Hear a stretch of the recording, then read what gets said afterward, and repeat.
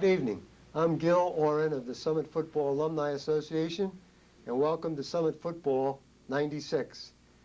Tonight we have, as usual, the Summit High School head coach Ray McCran coming off the first game victory against Parsippany, 21-20. Ray, I read in the paper today where you said a win is a win is a win. And what did you mean by that, Ray? Just what it says. Just what it says. You know, we were happy, our opening game with a very young team, and we were happy to come out of there with a win. The one thing, we'll get to the highlights of the game shortly, but one thing that I was impressed with our first game in the Iron Hills was the number of Summit fans that went to the game. Of course, the band and cheerleaders did a great job, but there was a great contingent of Summit High School supporters there. I think no matter where we go, whether we're playing at home or away, that's always going to be true. Our fans are great, and I've said this before on the show. There are times when I look up and our fans are outnumbering the home team fans, you know, 2 to 1, and I just think that's a tribute to the interest that people have in our program, and we certainly appreciate their following us.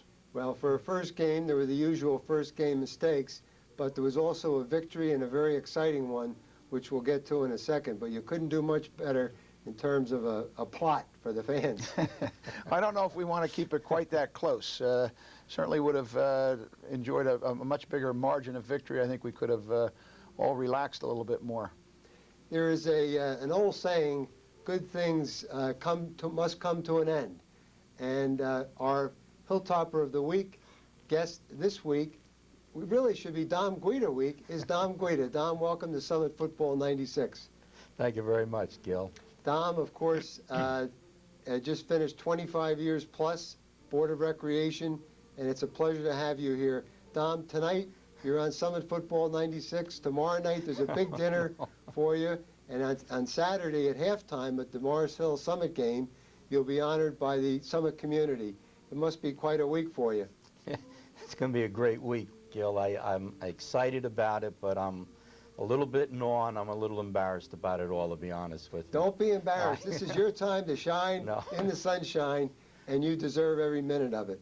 Thank you, Gil. Don, we'll come back to you a little later in the show. Right now, I'd like to put on the highlights that John Brown produced of the Summit Parsippany game and have head coach Ray McCran narrate the many highlights as we have about 12 minutes of football coming up. Okay, well, let's take a look.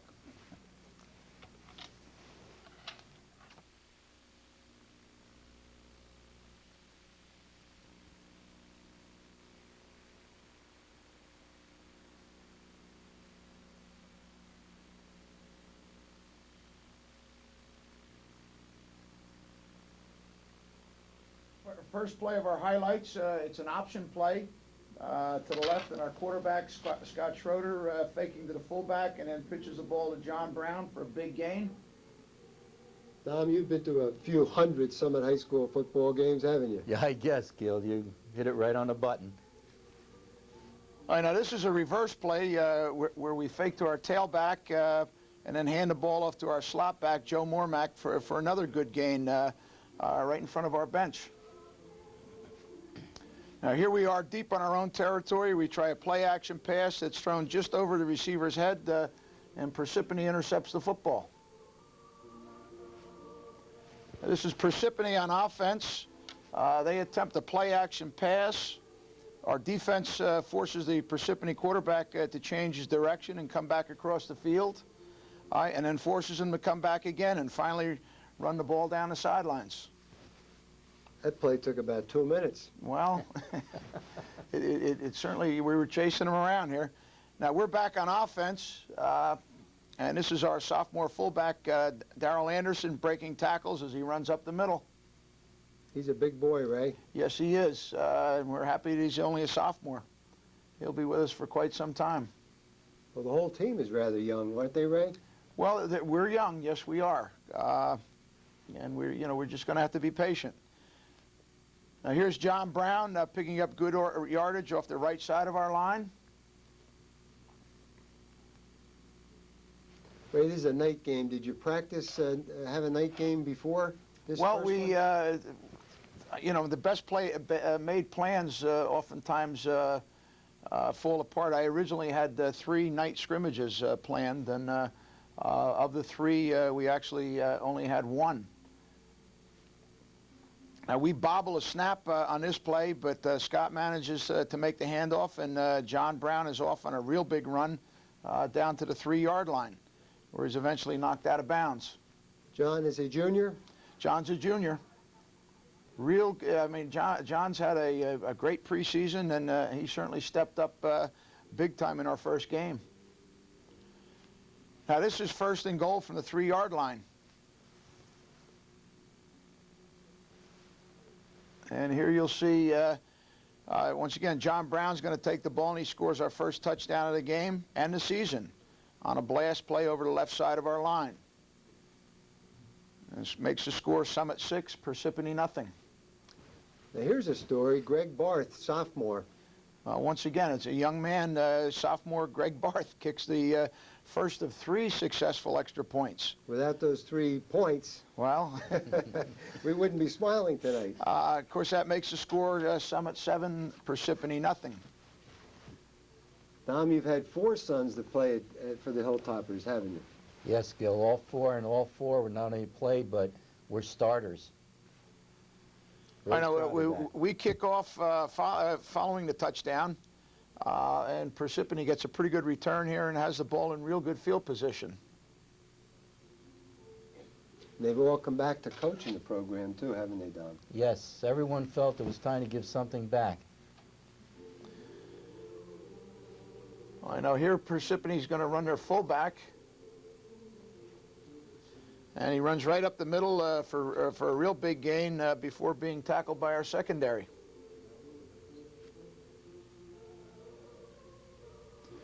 Now this is action in the second quarter. It's 4th down, and Parsippany's going for it, and we wind up sacking the quarterback before he can throw, and we take the ball over on downs. Ray, this is the type of game that turns a coach's hair to gray, doesn't it? I wouldn't know. I don't have much hair left. What little I have is probably grayer than it was last week. This is 1st down. That's John Brown going in motion. And here Scott Schroeder hits our split end Jeffrey Stewart with a perfect screen pass. And 57 yards later, the score is going to be Summit 13, Parsippany nothing. I think that's the first time Jeffrey touched the ball as a varsity player and took it all the way, didn't he? Well, he certainly did. He made a great the play's really not designed to go down the sideline like that, but he made something out of nothing. And here's Greg's second conversion. It's good, and the score is now Summit 14, Parsippany nothing. Super soft, Greg Barth.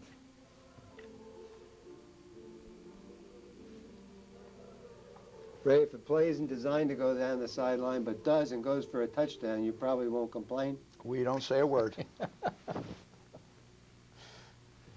right, this is Darrell Anderson kicking off again for Summit, and once again, a Parsippany return man has a real good return, but he fumbles the ball, and Greg Barth pounces on it. There he is again.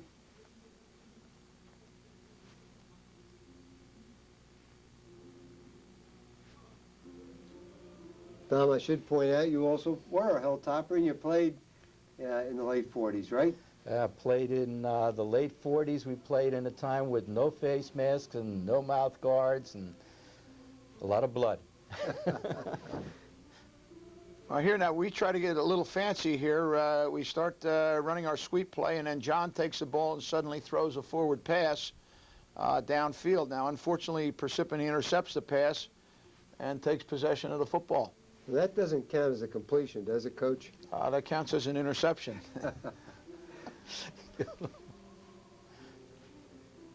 We certainly don't want to be completing the ball to the other team. Now, once again, Parsippany's going to get a real big run from their fullback.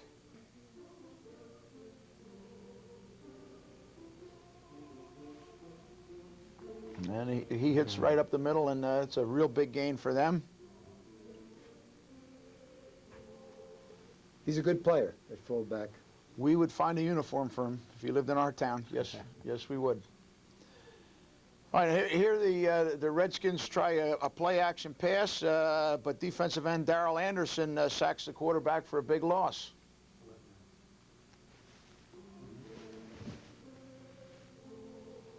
Now this is going to be another pass into the end zone. This one is incomplete, and that's our defensive halfback, Joe Mormack, on the coverage. What year is Joe? Joe's a junior. All juniors and Now here we go. sophomores. Parsippany is going to attempt a screen pass. They complete it, and the receiver is eventually tackled by Colin Ballantyne and Dominic Finero.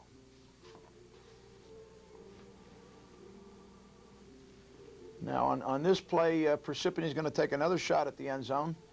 Pass is again incomplete. It's broken up by Joe Mormack and Scott Schroeder.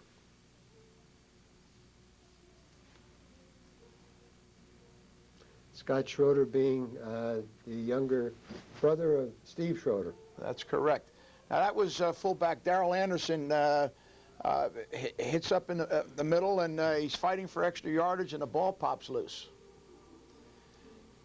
Now Parsippany goes right back to the air, hitting their flanker with a quick screen pass for big yardage. Now this is another series, and Parsippany's got the ball. And this time they hit their tight end on a seam pass for another sizable gain. Don't like to see the safety making a lot of tackles, do you, Coach? Well, John had quite a few tackles on Friday night. No, we prefer the 8 people up front to be making the tackles. Now this is going to be a play-action pass. And the Parsippany quarterback hits his receiver on the opposite side of the field where he's tackled immediately.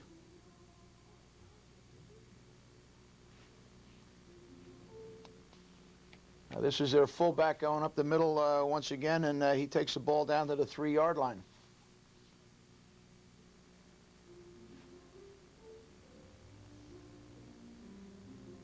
And then from there, the fullback hits up the middle and scores a touchdown, and that brings the score to Summit 14, Parsippany 6. The extra point snap is dropped by the holder, and John Brown dives on the ball, negating the extra point. A big point, too, as it turned out. As it turned out to be, yeah. Now here we have the ball, and we run the option play, and Scott Schroeder pitches the ball to John Brown, who doesn't stop until he's in the end zone 51 yards later. Good pitch, and also there was a good block by Jeffrey Stewart. Picked up a great block by Jeff Stewart. And then Greg Barr's third placement of the night makes the score Summit 21, Parsippany 6. And 2 of those were after a penalty. Yes, once again, because we're young, we made some mistakes there. Now, Parsippany comes right back with a score of their own. This time they run what's called a fade pattern, and the score is Summit 21, Parsippany 12. Now they're going to go for 2 points here on this extra point conversion. They run a wing around pass, and the wing back throws the ball. It's complete, and the scoreboard reads Summit 21, Parsippany 14. With plenty of football left. Much too much time left. All right, now Parsippany comes back, this time using a screen pass to their tailback, and this play covers 75 yards. And the score now is Summit 21, Parsippany 20. What are your thoughts now, Coach? Well, we know they're going for the 2 points, and we've got our defense, and they're going to use the same play they used before, where they were successful. Here comes the wing around, and this time the pass is incomplete. I think Colin Ballantyne was on that Yeah, coverage. and the score is Summit 21, Parsippany 20. Now there's still a little excitement left in the game. Parsippany onside kicks, to no one's surprise, and they recover the kick. Now you can see their sideline there. They're pretty excited about that. Now one of the plays that they ran was an option play, and they run the option here for positive yardage.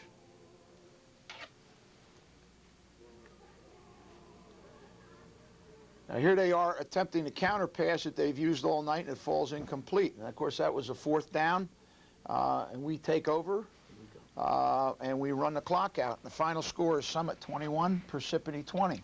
A real nail biter, Ray. Well, we made the play when we had to make it. The score is 21-20, and that Was in the book as 21-20, Summit Morris Hills this Saturday, 1:30 at Tatlock Field. that's correct. Are the troops ready? We're ready to go. Good.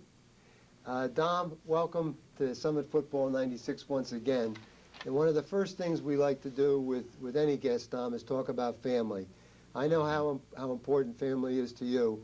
Tell us a little about your family, starting with your boss, Barbara. Yeah, you hit it right on the button. She is the boss, Gil. She's great.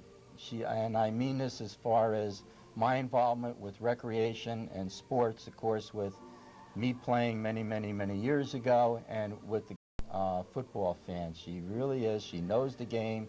She knows, of course, her favorite team is the Giants. And there are many times I can be outside working, and I'll come back in and see what time it is, and she's already sitting there watching the Giants play. Well, last Sunday they did a good job, and I think you were at that game, weren't you? Yes, we were. Is Barbara retired now as well? Yes, Barbara retired last March. Wonderful. Mm-hmm. And talking about retirement, everyone says that I've talked to, they don't know how they kept a job after they retire because of all the things they're doing. How is retirement, Dom? Just as you said, Gil, there's been no time to relax so far. You know, we have a home down at Long Beach Island, and with doing some repairs and painting at, our place in Summit, it's going to be great when the winter time comes and I can take a break. Let's turn the clock back to the late 1940s when Dom Guida was at Summit High School. Talk about some of the classmates that you had and some of the relationships that have formed, and maintained over the years. Well, it's been pretty unique, Gil. 3 of us especially. There's been Artie Cottrell, Retta Hearn, and myself, who were like born and raised in Summit. Went through this whole school system together. We played football, we played some basketball, and played baseball. And this friendship has lasted right to now, where actually 2 days ago we all had lunch together in Summit. Then we went over to Memorial Field and we talked about the old days with a few of our... I thought you were going to say you got the gloves out and played a little bit. Those days are gone too. We'd like to, but I don't run. True spectators now. Absolutely. Dom, your career, 25 years plus with the Board of Recreation. Mm-hmm. What were some of the highlights of that wonderful career? Several, Gil, and it's kind of hard to pick them out. We would need, as we said before, like a week with this kind of a conversation with everything that's gone on. But one of the highlights is when I first got the job, I would say. It was a love of mine. I always so interested in sports and recreation, and working part-time as a coach for some of the teams when Bob Lesher then got me on board in a full-time situation. We changed a lot of the programming, Gil. We went from like strictly in-house to also traveling teams, trying to more competitive situation. And of course, that's what stirs the interest. Of course, a lot of things we have in recreation and Summit were kind of unique, where we had our own recreation center with its own gym. We have a 9-hole, of course, this is all old news, the 9-hole par 3 golf course. Got the community swimming pool, Olympic size. We have the I've also enjoyed the relationships I've had with a lot of the program. I kind of always tried to feel like, good or bad, I hoped it was good. I put a little bit of myself into a lot of them, I hope, and that they would have memories and be remembered. Without naming names of the young people, I can remember countless times when you would come down when I was coaching the 8th and someone was late or acting up a little, you'd call them aside and give them a little talk to. And those are the things that I think kids remember in the long run, about a word from someone that they respect, like Dom Guida. Thank you, Gil. But one of the people that did an awful lot for our programs is facing me and asking me the questions, and that's you, Gil. You cut me short all the time, but you deserve an awful lot as we've The praise. Ray, let's talk a little about a program that he was instrumental in really. First of all, Summit back in the late 70s, and then upon my return, the whole football operation is working in the Tatlock field. It's a big step in the right direction. We're starting from the 4th grade right on through the 12th grade. Conduct, and then of course it'll be the Dover game. But we recognize every person in the recreation football program.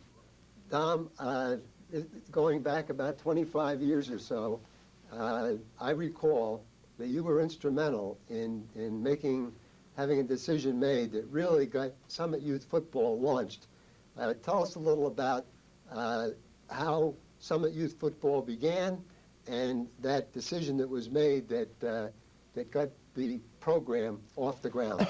Sure, Gil. Our program at that time in the early stages was strictly in-house, no matter what level you were at or grade, and we put everybody in a category of like a coefficient. Your age and weight and so forth gives you certain numerical standing, and that's how we put everybody into the groups. But what we did is teach clinics, teach the fundamentals, which we also do right now. But when we played, who showed up on a Saturday, that's who you played against in your own town. Well, we reached a point where I was working with that group of 8th graders at that time, and I remember one of them, and it was a great football, and they were the Guatneys, and that's what Doogie's year, and that was in 8th grade. And on a Saturday, we had probably about 6 kids show up. And I was a little upset, and I'd been thinking about ways to correct it. And I went in and I spoke to Bob Lesher that time, and I explained the situation. And I said, let us at least try to play a controlled scrimmage if I can book that with another town. Bob didn't know it, but I already did, and that was with Milburn. We had to book the home and away situation. And when Bob said okay, he gave the approval. I let the word get out, and I said, spread it around because we're going to do it. We're going to change this thing. We're going to turn it about. And with the next practice we had 26 8th graders there. The following one, we had 31. And then we did play a controlled scrimmage against Milburn, and we went there and we beat them. Although no one was supposed to keep score, but we outscored them. We were keeping score. Yeah, we were keeping score. And then we came back to Summit, and we did it again, and the interest was stirred. And then from there, of course, we were looking for all the programs then with the A, B, and C teams, as we call them now, the different ages, and we started doing game situations and then forming a league. And, of course, football is unique where we still teach and instruct, but with playing in a situation like that, again, it's like a traveling team where you want to instill a winning spirit, but still I think our coaches do a super job of trying to get all the players in, because we don't cut anyone, you know that, Gil, because of your coaching and all, and how hard it is to get all the players in a game situation as that. Dom, it must be gratifying to you to see not only your own sons come back, but many young men that you were associated with that played at Summit, coaching Summit Youth Football. It makes me feel so good, Gil, when you turn around and they come up to you and they say, do you have a spot for me? I want to coach. I know what the program meant for me. And he said, I want to give some of this back, as I had spoken about or alluded to before. And, there's a couple of more who are working in positions who they're not capable of coming out on a Saturday or weekday practice. And I said, I can't wait till my job switches. He said, that's where I want to go. I want to go to the program. They do want to give back. We could talk for literally a week. Before we run out of time, I would like to have you mention your 4 wonderful sons and briefly where they are today. Okay. Gil, the oldest one is Robert, and he played as a cornerback for Summit High School as a starter. He's living in Mendham right now, and he's an attorney. We won't hold that against him, right? No, right? David is a fireman in Summit. I must say all four of them have college educations. David just loves the fire department. He's living. Daniel, at this point, is living in New Providence, and all his old teammates and classmates are, begging him to, not begging him, I say, but giving him the heat about not being here, being in New Providence. But I think in about a year he may be coming back. And Daniel now is, he's in management in Andrew. Did I say Andrew? I'm sorry. No, this is Daniel. Oh, I'm sorry, Daniel. Yeah, Daniel, and he just got a big promotion as like a vice president of the company. And Andrew right now is in New York working for Smith Barney, and he's coaching in the program. He's isn't he? still coaching in the program. Living in New York and coaching coming Summit back Youth and football. forth, right? Wonderful. Absolutely, it's really great. I'm proud of the four guys. I really am, Gil.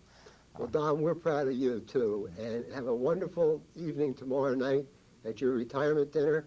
And I know that everybody will come out on Saturday to see you honored at halftime of the Summit Morris Hills game. Congratulations on the wonderful career, and the best of luck to you and Barbara and your family in retirement. Gil, thank you so much. Now, Ray, just while we have a couple of minutes left, let's talk about Morris Hills. What time is the game on Saturday? It's a 1:30 kickoff at Tatlock Field. Morris Hills is coming in undefeated. They're 2-0.